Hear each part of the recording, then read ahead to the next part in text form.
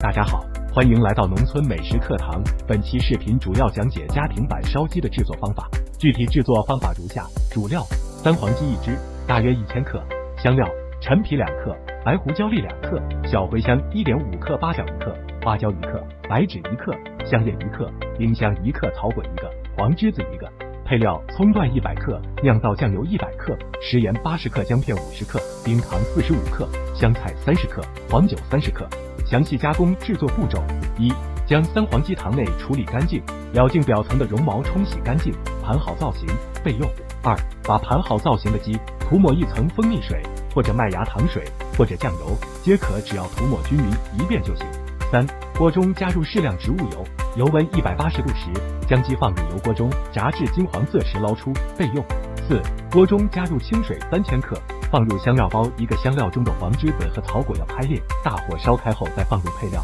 葱段100克，酿造酱油100克，食盐80克，姜片50克，冰糖45克，中火熬制10至20分钟出香味后备用。五、将炸好的鸡放入盆中，盆不要太大，否则香料水无法淹没鸡。再放入香菜30克，黄酒30克，然后把熬制好的香料水倒入盆中，上边压一个盘子，防止鸡漂浮。将盆放入蒸笼中，大火烧开后转为中小火蒸至1.5小时，关火浸泡20至30分钟后即可出锅。温馨提示：制作烧鸡也可以直接煮，但是隔水蒸更加入味，并且可以更好的保持造型和滑嫩的口感。本期视频就讲解到这里，想了解更多美食精彩内容，敬请关注农村美食课堂。我们下期视频再见。